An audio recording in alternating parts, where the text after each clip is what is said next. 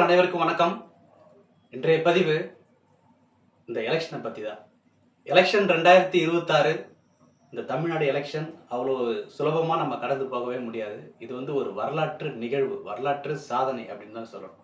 இத்தனை வருஷம் ஆட்சி பண்ணிக்கிட்டு இருந்த ஏடிஎம்கே, டிஎம்கே இந்த பெரிய பில்லர்ஸ் ரெண்டையுமே விஜய் ஒரு ஆள் இடிச்சு தள்ளிட்டார். என்னுடைய மனசில் இருந்ததை மக்கள் நிறைவேற்றிட்டாங்கன்ற மாதிரி விஜய் நிறைய ஓட்டு வாங்கினாரு.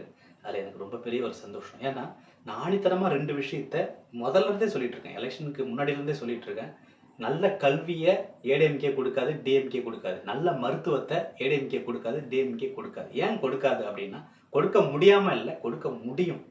ஏன் கொடுக்காது அப்படின்னு சொன்னால், இந்த 2 கட்சி தான் பினாமியில் பிரைவேட் ஸ்கூலையும் பிரைவேட் ஹாஸ்பிட்டலையும் அதிகமாக நடத்துகிறாங்க. ஸோ இந்த 2 கட்சியும் தான் பணம் பிடுங்கிங்க, நம்மக்கிட்ட இருந்து பணம் இது வரைக்கும் பிடுங்கிக்கிட்டு இருந்தாங்க. ஸோ இந்த 2 கட்சிக்கிட்ட தான் பினாமி ஸ்கூல், பினாமி ஹாஸ்பிட்டல் இருக்கிறதால நம்மளுடைய பணம் 80% நம்ம சம்பாதிக்கிறது எல்லாத்தையும் இவங்களே இப்படியே எடுத்துக்கிட்டாங்க. இவங்க 2 பேரும் என்னவே பண்ண மாட்டாங்க. 2 பேருக்கும் உள்ள ஒரு ஒற்றுமை என்ன அப்படின்னா, மருத்துவம் நம்ம நிறைய செலவு பண்ணுன்றதுக்காக கவர்மெண்ட் ஹாஸ்பிட்டலோட தரத்தை உயர்த்த மாட்டாங்க.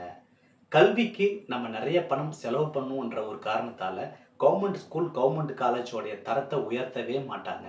அப்போ எல்லாருமே என்ன பண்ணுவாங்க அப்படின்னா, ஆட்டோமேட்டிக்காக கம்மி காசு கட்டுற மாதிரி அவங்க வசதிக்கு ஏற்ற ப்ரைவேட் ஸ்கூல், அதிக காசு கட்டுற மாதிரியான ப்ரைவேட் ஸ்கூல், இப்படி ப்ரைவேட் ஸ்கூலை நோக்கியே தான் பயணிப்பாங்களே தவிர கவர்மெண்ட் ஸ்கூலுக்கு அவங்க போகவே மாட்டாங்க. விஜயோட வெற்றிக்கு இது ஒரு முதல் காரணம். 2வது, லஞ்சம், ஊழல் அப்படின்ற ஒரு விஷயம் ஏடிஎம்கேலையும் சரி, டிஎம்கேலையும் தொன்று தொட்டு வழக்கம். அது மாற்றவே முடியாது. எந்த ஒரு அரசாங்க அதிகாரியும் லஞ்சம் வாங்க பயப்பட்டதே கிடையாது. ஏன்னா அவங்கள யாரும் எதுவுமே பண்ண முடியாது. அதிகபட்சம் என்ன பண்ணுவாங்க, கோர்ட்டு கேஸ் போட்டு நிலுவையில் இழுப்பாங்க. அவங்களுக்கு தண்டனைன்றதே கிடையாது.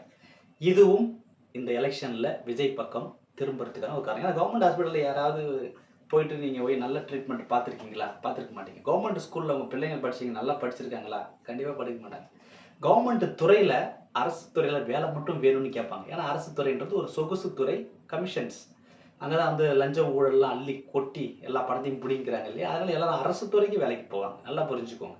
அதில் இந்த மந்திரிகளுக்கும் கண்டிப்பாக கமிஷன் இருக்குது. இல்லாமல்லாம் இங்கே ஒன்றுமே நடக்காது. ஏன்னா நீங்கள் நல்லா பார்த்துருப்பீங்க, கவர்மெண்ட்டு அந்த துறைகள்லாம், வேலை பார்க்கக்கூடிய துறைகள், டிபார்ட்மெண்ட்ஸ்லாம் எல்லாருக்கும் தலைக்கு மேலே கேமரா இருக்கும். அப்பயும் அவன் துணிஞ்சு லஞ்சம் வாங்குவாங்க. ஏன் வாங்குவாங்க அப்படின்னா, அவங்கள யாரும் வேலையை விட்டு தூக்க முடியாது. அவங்களுக்கு அசாத்திய ஒரு தைரியம், அவ்வளோ பவர்ஃபுல்லான ஒரு ஆள் அவங்க. ஏன்னா அவங்களே காசு கொடுத்து தான் வேலைக்கு வந்திருப்பாங்க. ஸோ அந்த மாதிரி ஆட்களை ஒன்றுமே பண்ண முடியாது.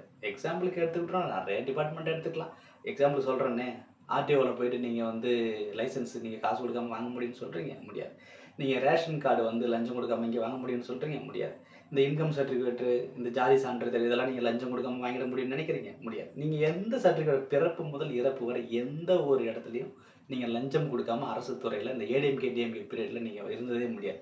நானும் அதில் பட்டிருக்கேன், அதனால் சொல்கிறேன். இதுவும் விஜய் அவர்கள் மிகப்பெரிய வெற்றி அடைய ஒரு காரணம். புதுசாக வந்த இந்த இலசுகள், இவர்களும் முதல் வாக்காளர்கள். அவர்களும் விஜய்க்கு தான் ஓட்டு போட்டிருக்காங்க. 2 கேட்டகரியாக பிரிக்கலாம். அவங்க வீட்டில் அந்த இலசுகள் சொல்லி சில பெரியவர்கள் போட்டிருக்காங்க.